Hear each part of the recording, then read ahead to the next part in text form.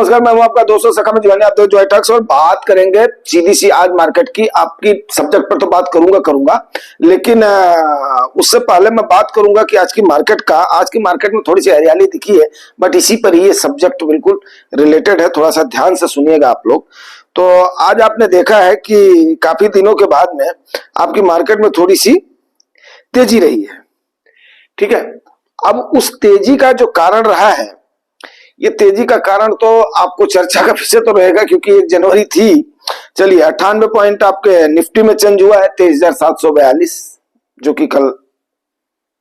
और उसके बाद में सेंसेक्स आपका 368 पॉइंट 78,507। निफ्टी बैंक आपका 200 पॉइंट 51,000 पे भाई साहब फिर आ गए हैं। 55,000 से निफ्टी बैंक जबरदस्त टूटा है आपका। और वहीं पर ही आपका स्मॉल कैप और मिड कैप में हल्की सी आपके तेजी रही है। उसके बाद में आपके एफआईआईज और डीआईआईज में वही सेम आंख मिचौली चल रही है, जिसमें कोई भी संदेह नहीं है। अगर बात करेंगे हम खरीद और फरोख्त की, तो खरीद फरोख्त में आज भी आप देख रहे हो कि एफआईआईज ने आपकी सेल करी है और डीआईआईज ने क्या किया है, उसी को ही आपके सीधा सा साथ साथ में उसके लेबल में कर दिया है। इसके अलावा और कोई भी बात नहीं हुई है। 1,782 करोड़ की आपकी एफआईआईज ने बिकवाली करी है और 1,690 करोड़ आपके डीआईआईज ने खरीदारी करी है। बस यही रहा है दोस्तों आज की मार्केट का हाल जो रहा है। और जाहिर सी बात है कि मार्केट उबाऊ हो गई है। उबाऊ क्यों हो गई है? क्योंकि एक रेंज में बिल्कुल फंस गई है, और मैंने आपको बताया था ये रेंज में फंसी रहेगी। रीजन आप लोगों को मेरे ख्याल से मैंने कंठस्थ करवा दिया था। कई सारे रीजन्स हैं इसमें। अब इस रेंज बाउंड मार्केट में आपने क्या करना है, देखो दोस्तों, जैसा कि आज की मैं बात बताऊं तो एक लमसम मैंने किया था 17 दिसंबर को। 17 दिसंबर के बाद में वहां पर मेरे को ठीक ठाक गेन दिखा था। उसके बाद में मैंने 18 दिसंबर को, जब आपका सेंसेक्स 80,132 पर था और निफ्टी आपकी 24,173 पर थी, उस समय मैंने एक छोटा सा लमसम करा। आपको जो है मालूम ही है कि मैं बीच बीच में थोड़ा सा करता रहता हूं। उसके बाद में मैंने फिर रिव्यू किया अपने पोर्टफोलियो का। जब ये सेंसेक्स उस समय चल रहा था 78,139 पर और निफ्टी आपकी चल रही थी 23,738 पर, ठीक है। वहां पर जब मैंने 17 दिसंबर से लेकर के और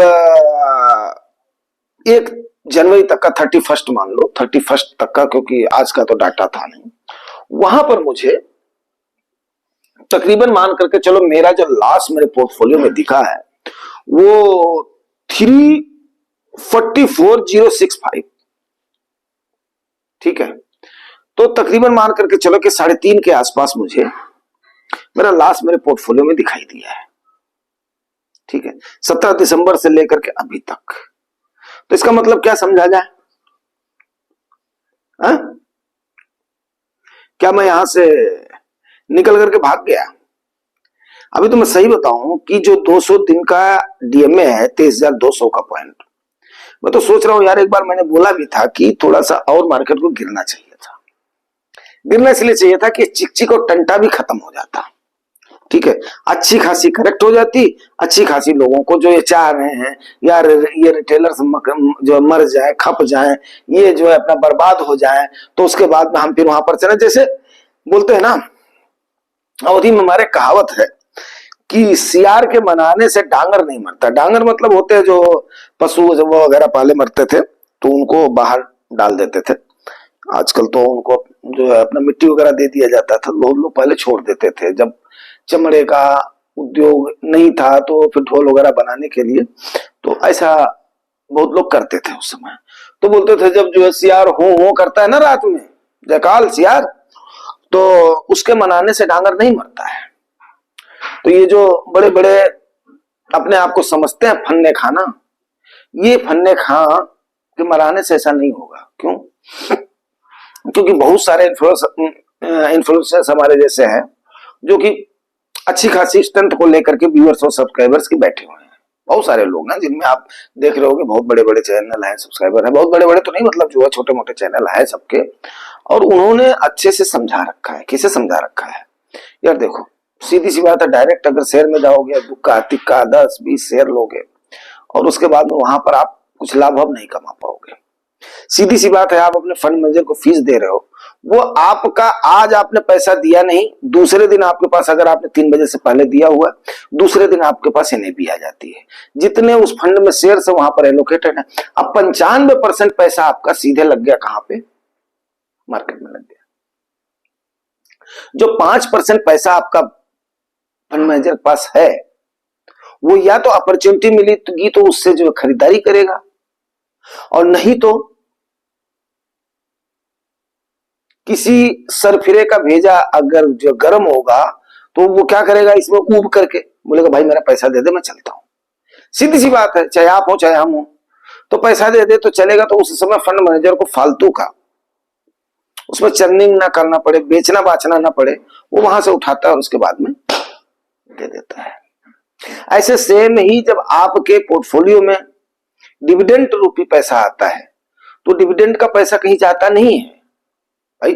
शेयर्स है तो वो भी देते हैं ना, जो है अपना डिविडेंड भी तो देते हैं। जैसे आपके वेदांता ने जबरदस्त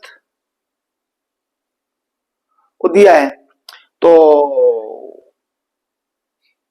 उसका पैसा, आपका जो भी डिविडेंड का पैसा आता है, चलो ठीक है, मैं केवल पर्टिकुलर उस पर जो है मैं नहीं जाना चाहता हूं, लेकिन सरकार भी पैसे उगाही के लिए जितनी जो पीएसयूज कंपनियां हैं उनसे अच्छा खासा लेती है, डिविडेंड लेती है। तो वहां पर इन्वेस्टर्स को भी डिविडेंड मिलता है, तो वो मिलता है तो सबको डिविडेंड आपके अकाउंट में तो आता नहीं है।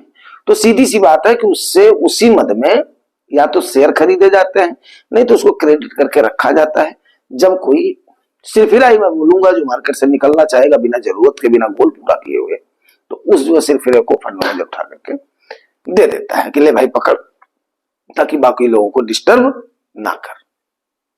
जैसे अभी गांव में आप लोगों ने भी देखा होगा, जो खास करके मैं अशिक्षित तो नहीं कह सकता हूं, जिनके यहाँ पर 4-6 लड़के हैं, उसमें से एक आध लड़का जो थोड़ा सा सहमत नहीं होता है, मैं उसको ये तो नहीं बोलूंगा बदमाश होता है, सहमत नहीं होता है विचारों से परिवार के, उसके विचार परिवर्तन होते हैं। एक्चुअली क्या है वहां पर, मैं हाँ एक चीज मैं थोड़ा सा इस सब्जेक्ट से अलग जाना चाहूंगा, क्योंकि हम लोग भी परिवार के हैं और हर पेरेंट्स को वो चीज, मैं तो भाइयों से भी उस बात से अपने सहमत हो गया हूं, तभी हमारा परिवार अच्छा खासा चल रहा है सुचारू रूप से।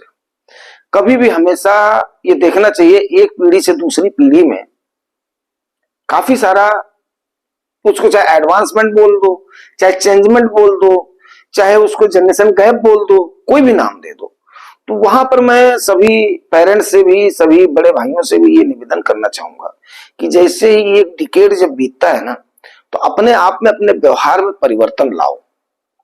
देखो अगर वो वहां पर, जैसे सबसे पहला जो भी आपका भाई है, बच्चा है, वहां पर अगर उससे सामाजिक कोई पतन नहीं हो रहा है, नात रिश्तेदारों में कोई बदनामी नहीं हो रही, भाई नात रिश्तेदार भी तो आपके एक आम हो है ना, तो आपको अगर वहां पर वो नहीं हो रही है तो आपको अपने भाई या बच्चे का वहां पर समर्थन कर देना चाहिए। क्यों? क्योंकि यही समय की मांग है। उसी प्रकार से आपका फंड मैनेजर भी वहां पर जब कोई सहमत नहीं होता है और बोलता ला भाई, तो जब परिवारों में कब आती है ऐसा, समाज में आपने देखा होगा, जब वहां पर अगला नहीं मानता है तो जो समझदार जो है होते हैं, अपना पेरेंट्स होते हैं, वो क्या करेंगे, ठीक है भाई ले अपना पकड़ और अपना शुरू कर दे, तो अपनी जिंदगी जी, बाकी के साथ हम करते हैं। तो ऐसा आप लोगों ने भी देखा होगा। तो इस प्रकार से क्या है कि मैं पेरेंट्स से ये गुजारिश करना चाहूंगा कि वहां पर अपने आप को, अपने विचारों को ऐसे इस प्रकार से थोपने के बजाय आप वहां पर अपनी सहमति प्रदान कर दें और साथ में आगे बढ़ जाएं, क्योंकि आप डे बाय डे क्या हो रहे हैं, बुजुर्ग हो रहे हैं, आपको जरूरत है परिवार की। उम्मीद करता हूं ये भी आप लोगों को एक सीख मिलेगी। अगर जो नहीं सहमत हो भी बताइएगा। दूसरी चीज मैं पूछना चाहूंगा कि देखो इस 78,000 77,000 के लेवल पर 72,000 का लेवल हमें 4 जून को ही मिला था, उससे उसके बाद में नहीं मिला है, और ये 200 डीएमए पर जा करके 23,200 से नीचे मार्केट तो जा ही नहीं रही है, 23,400 से नीचे तो जा ही नहीं रही है। मना तो हम लोग रहे हैं, अब नहीं मनाते हैं, जो है मन महसूस करके, फिर उसके बाद में ले भाई थोड़ा सा, ले भाई थोड़ा सा, तो ले भाई थोड़ा थोड़ा करते करते एवरेज करते जाते हैं। जब थोड़ा सा फाल ज्यादा दिखता है पोर्टफोलियो में, उस समय फिर हमें भी ये हो जाता कि नहीं ये समय है अभी हमें थोड़ा सा पार्टिसिपेट करने का। बाकी आप लोग क्या सोचते हो जरूर बताइएगा। और दूसरा ये भी बताइएगा कि यार अभी यहां से जैसे 2 दिन से आप देख रहे हो कि बाइंग हो रही है, 31 को भी हुई है, मार्केट नीचे के लेवल से पलटा है, आज भी हुई है। तो हमने फिर कैलकुलेट करा है, कैलकुलेट करने के बाद जब मुझे अच्छा खासा पोर्टफोलियो में नुकसान जो है जब दिखा है, तो मीन्स क्या है कि जो छोटे नए इन्वेस्टर्स हैं उनको भी थोड़ा सा दिखा होगा।